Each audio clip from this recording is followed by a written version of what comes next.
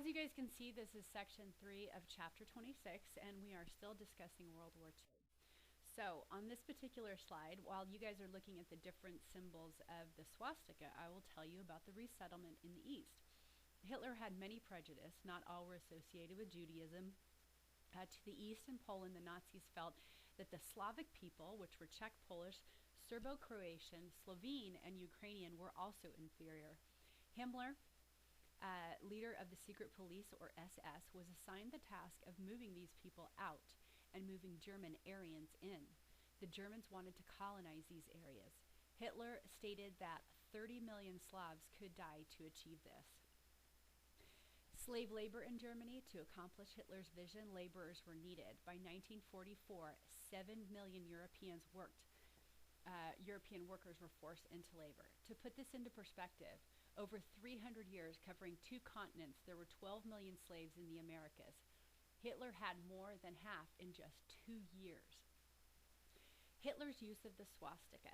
The swastika is an extremely powerful symbol. The Nazis used it to murder millions of people, but for centuries it had actual positive meanings. You can actually see this symbol in many buildings as you travel the world. The oldest known swastika was found approximately 3,000 years ago. Artifacts such as pottery and coins from ancient Troy show that the swastika was a commonly used symbol as far back as 1000 BC. In 1920, Adolf Hitler decided that the Nazi Party needed its own insignia and flag. For Hitler, the new flag had to be a symbol of its own, our own struggle, as well as highly effective as a poster. On August 7, 1920, at the Salzburg Congress, the red flag with the white circle and black swastika became the official emblem of the Nazi Party. In Mein Kampf, Hitler described the Nazis' new flag. In red, we see the social idea of the movement. In white, the nationalistic idea, and the swastika mission of the struggle for victory of the Aryan man. And by the same token, the victory of the idea of creative work, which, as such, always has been and always will be anti-Semitic. Because of the, and remember, anti-Semitic is against the Jews. Because of the Nazi flag, the swastika soon became a symbol of hate, anti-Semitism, violence, death, and murder. And of course, it still means all of those things to this day. Now, looking at chapter 26, section 3, you will now see a grid that shows death camps, death toll, and children at war. There are a couple of maps that you'll see after this as far as where the camps were located. Hitler's final solution was genocide, the physical extermination of an entire race. Heinrich was placed in charge of the final solution, and the Einsatzgruppen carried out the Nazi plan. In Poland, Jews were first placed in ghettos and starved out. In other words, food was rationed and nothing much was getting into the ghettos. They were fenced off areas, walled off. Then they became mobile killing units, mass executions with mass graves. Approximately 1 million Jews were killed this way, which, according to the Nazis and according to Heinrich, was much too slow. So they needed to come up with a faster solution. Auschwitz was a death camp, and these were built to kill Jews faster. And it is one of the most well-known, but there are several of them. Some people were experimented on before being killed. It is difficult to explain all these horrors in such a short amount of time in world history class. Please research the topic. There are many ways to research it. The death toll. 6 million Jews died. Approximately 1.2 were children. You can see a picture to the right. 10 million non-Jews died. These are all civilians and non-combat deaths, some of whom were considered German citizens prior to Hitler. So, in other words, Germany killed its own citizens. Children at war. Children were moved around away from parents, sometimes to protect them and other times to kill them. In England, 6 million were moved out of the cities. Because of the bombings, they wanted the next generation to live on, and they didn't want them to die in the bombings, so they were moved to outer parts north of London. And if you've ever seen The Lion, the Witch, and the Wardrobe, you'll see that's why these children ended, those 4 brothers and sisters ended up outside of London. Many young teenagers fought on both sides. Now, here's one of the maps that I discussed with you that would be seen, and in it you can see where the concentration camps, transit camps, concentration camps that were also death camps can be found. And you see this is considered Greater Germany at the time because of the areas that were invaded by Germany.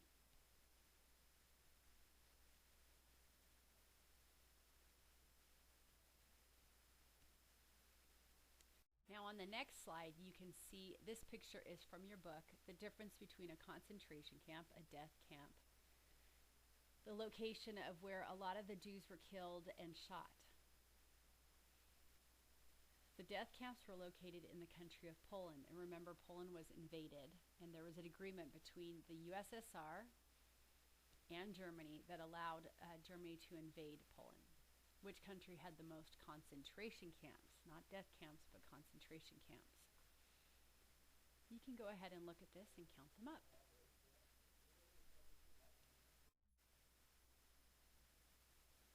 Again, there is too much to cover. There's too many angles to discuss when it comes to concentration camps. There are some sites for different Holocaust museums, and you can see the links right here that you can go to visit and have a greater knowledge about what happened during the Holocaust.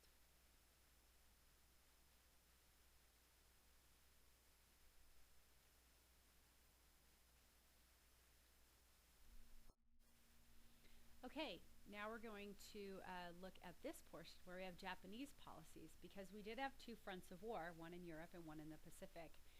So the Japanese did do their fair share of killing of civilians as well. Japanese policies of coming in and invading these many countries of Southeast Asia was to make it look, at least, as if the locals were in control of the government. And many of these locals were tired of colonial rule, which is the powers of America and Europe controlling them. So they didn't exactly like that. So the concept that Japan had with this great Asiatic power was a great concept for them. They were very proud. So they were supposed to give the power to the anti-colonists, but unfortunately, mostly it was the military that had the real power. As far as the behavior of the Japanese, at first the countries of Southeast Asia thought that removing the colonial rule from the American and European powers might benefit them, and believed the Japanese rhetoric of being a large Asian power together. Japanese military were largely in control of local governments, though, and the Japanese locals felt that the locals were inferior to them. Again, more racism. They made them bow towards Tokyo and recognize the emperors as being divine. Many people were killed or forced into labor. As you can see, I am scratching the surface of this, and there is so much more to be looked at. Now here's a summary of this section. To further their war effort of Hitler's plans for Aryan expansion, the Nazis forced millions of people to resettle in Germany as forced laborers. No aspect of Nazi New Order was more terrifying than the deliberate attempt to exterminate the Jews. As part of the Nazis' final solution, Jews were locked into cramped, unsanitary ghettos or forced to dig their own mass graves before being killed. When this proved too slow for the Nazis, they transported Europe's Jews to death camps where they were starved, worked to death, sent to die in gas chambers, or subjected to cruel medical experiments. The Nazis killed approximately 6 million Jews and 9 to 10 million non-Jewish people. Japan showed little respect for the peoples it conquered in Southeast Asia in its effort to secure industrial markets and raw materials. Japanese treatment of prisoners of war was especially harsh. Japan professed a commitment to ending Western colonialism, but the brutality of the Japanese convinced many Asians to resist Japanese occupation. As you can see the poem to the right, first they came to the communists, and I did not speak out because I wasn't a communist. Then they came for the socialists, and I didn't speak out because I wasn't a socialist. Then they came for the trade unionists, and I didn't speak out because I wasn't a trade unionist. And then they came for me, and there was no one left to speak for me. What do you think the poem means? In the part that says, and then they came for me, how would you describe the you that would make them want to come for you? Well, you can drop in any statement up here. You could say communists, first they came for the Jews, then they came for the Catholics, then they came for the Gypsies, and then they came for me, and I am a Protestant Christian and they didn't come for me. Or you could discuss first they came for the Canadians, and I didn't speak up because I wasn't Canadian, and then they came for the Americans. So you could see how we could slide in anything and racism could take over.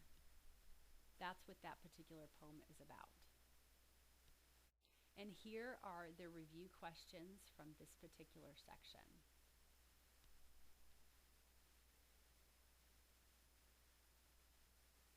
And then we are on to section 4. And on this slide, we can see that we are going to be looking at the mobilization of people. Mobilization of people is where people were moving to and what they were doing during the war in these 4 selected areas. In the USSR, or the Soviet Union, 900-day siege caused people to eat dogs. 1.5 million people died. The entire factories were actually dismantled and moved, and people started working in the factories as the walls were being placed back up around them so that they could keep making weapons to keep the factories out of the hands of the Nazis. 60% of Soviet women worked in factories. They were digging anti-tank trenches, and they were air wardens. And believe it or not, eventually the Soviets even used women as snipers. Then in the USA, war was not fought directly on its territory, but they did make 6 ships per day, 96,000 planes a year. We call these people the greatest generation because they fought not for fame and recognition, but because it was the right thing to do. Movements of people around the country to follow work and then their families following them caused a shift in where people lived prior to the war. Boom towns were created, including the fact that 1 million African Americans left the South, and it caused race riots in places like Detroit, where African Americans were killed or lynched in those areas for no other reason than their race. Internment camps, here's some more racism. Americans were so afraid of the Japanese that they placed 110,000 of them into camps, and you will see where those camps were located on the next slide. 65% of these people were born in the US, and of course, on my personal note, my friend's father was half Japanese, and his father was a soldier out fighting in the Pacific. His mother and sister and himself were all placed in the camp, I believe it's Topaz near Baker, California, and you can see many pictures about this event on that website. Germany and Japan did not put women into the workforce the way that the USSR and the USA did. Obviously, women in the USA went to build planes and ships and factories. In 1944, schools, theaters, and cafes were finally closed. Women were not called into the workforce, only about 300,000 of them, in fact. The White Rose, the student youth movement, which called for active opposition to Hitler's regime, had gone down in history as a result of the leaflet campaign between June 1942 and February 1943. And then Dietrich Bonhoeffer's confessing church represented a significant form of Christian opposition to the Nazi government. The Nazis pursued resistant leaders relentlessly. If captured, they would face certain death, with executions widely publicized to, I believe, show the local population or cow the local population into submission. And in Japan, unfortunately, young men, many of your age, were then turned into suicide or kamikaze bombers, kamikaze meaning to find a divine win. And then instead of using women in the workforce, they typically took Korean or Japanese laborers. So here's where we see a slide showing the many different parts of the internment camps. You can see in the map to the right, Manzanar is actually the one that's located, I believe, going towards Baker, California. It would be someplace around the area. You can imagine how hot these places were in the summertime, and you can see to the left all of the people crammed in to the barrack-style living areas.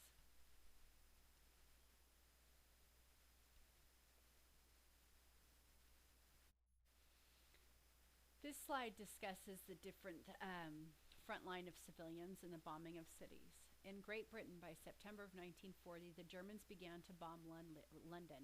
It was called, these civilian targets were called the Blitz, German air raids. It was relentless. It caused severe damage. Winston Churchill decided to bomb Germany instead. You can see the 2 pictures located either side of that statement of the different damage that was done and how people would hide out in what is called the Tube, which is the subway of London. In Germany, Great Britain decided to bomb cities in retaliation. The first was May 1942. Bombings caused food, clothing, and fuel shortages, transportation, and housing issues. Incendiary bombs spread fire and were greatly feared, but the Germans kept on fighting. Dresden, Germany may have lost 100,000 people in February 13th to 14th in 1945. Many people were burned due to bombings from Great Britain. I have to say that I did research this, and most of the pictures were of those burnt people. So when you look these things up on the internet, be prepared to get an eyeful. And of course, nothing is more famous than the dropping of the atomic weapons on Hiroshima and Nagasaki. But first, there were the B-29 Superfortress airplanes that were attacking the cities. The cities were built of flimsy materials, and they burnt quite easily. Now, just so you know, before they dropped these weapons, there were leaflets dropped onto the Japanese cities telling them that something was going to happen, that we finally had this weapon, and you should tell your leaders, stop this war because this could happen.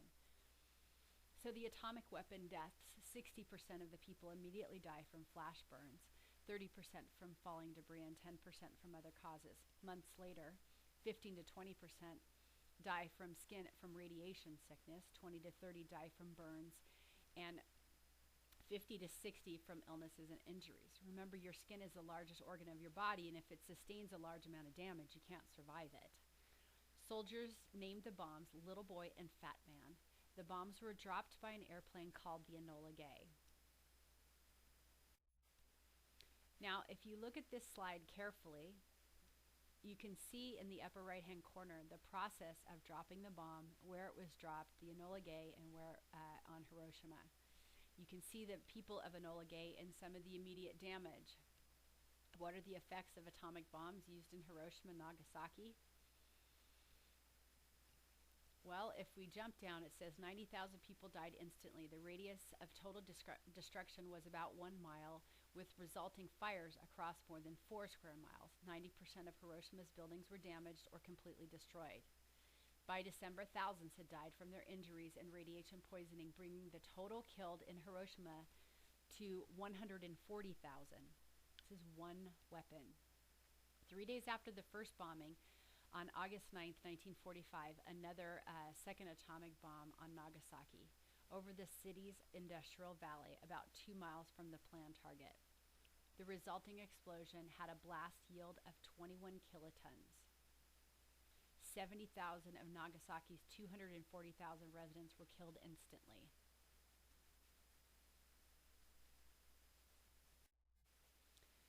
Now, when the weapon itself explodes, just so you know what happens, we have blast damage, fallout, and electromagnetic pulse. You can see the blast damage on Hiroshima and Nagasaki. And then, of course, when you look these things up, you'll actually see photos of horrible birth defects, because this gets into your genetics and it can mess things up for pregnant women or even women that aren't pregnant yet.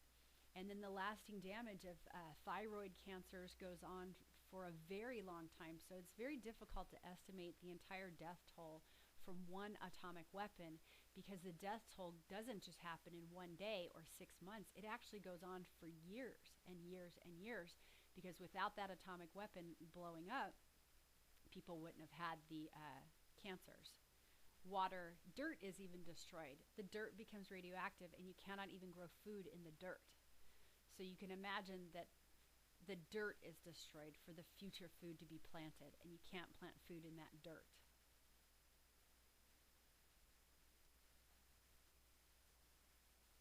So what was happening in Dresden and London and those places were terrible, but what was happening in Hiroshima and Nagasaki went on and on and on. So section 4, as far as this section where we have the Tehran Conference and the Yalta Conference. In the Tehran Conference of November 1943, the Big Three met to decide the tactics of the war, because the war is still fresh and going on, and they agreed to invade France and meet in Germany. At the Yalta Conference, they could see they had the upper hand, and Roosevelt needed the USSR to help defeat Japan. Why? Because they didn't have the A-bomb yet, believe it or not. they have it months later, but they didn't have it at this point. So he agreed to the USSR taking possession of these particular areas near Manchuria as a route to the USSR. So again, here we have these people making decisions about areas that don't technically belong to them. They did create the United Nations, which I guess takes the place of the League of Nations, so that they could kind of come together and avoid war in the future. San Francisco was its first meeting in April 1945. It is now located in New York, New York. The U.S. also wanted free elections in Europe. Stalin did not, specifically Eastern Europe. Germany after the war would be divided into 4 sections governed by the U.S., Great Britain, USSR, and France. By March of 1946, Winston Churchill had declared an Iron Curtain. He's the first person that used that term. So you've heard a few terms this time, final solution, greatest generation, and Iron Curtain. Had descended across the continent, dividing Europe into the communist and the non-communist countries. You could see it in the map where that would happen. A summary of Section 4. World War II reached almost every area of the world, and mobilization for war brought widespread suffering and even starvation. The war caused about 20 million civilian deaths. The Soviet Union won the war by using its income for war materials. There were food and housing shortages. The United States, which did not fight the war on its own territory, sent its forces to fight and produce much of the military equipment for the Allies. Segregation in U.S. military later led African Americans to demand civil rights. Racism and suspicion led to wartime internment of more than 100,000 Japanese Americans. Nazi Germany did not cut customer goods or raise military production until after the first 2 years of the war. Total mobilization of the economy did not come until July 1944, which was too late to save Germany from defeat. Wartime Japan was a highly mobilized society. Calls for sacrifice led some Japanese pilot known as kamikazes to serve as suicide missions against the United States. And I'm going to add this in. Why? Because a plane is a gigantic bomb, as you saw in 9/11. The bombing of cities by the Allied and Axis powers destroyed buildings and cost hundreds of thousands of lives, including civilians. U.S. President Harry Truman, British Prime Minister Winston Churchill, and Soviet Premier Joseph Stalin, the Big Three, met at Yalta to plan the post-war world. After the war, ideological conflict between the West and the Soviet Union resulted in the Cold War. And the final slide of this big chapter is this one. I did like that picture to the right. Scissors beats paper. Yes, it did.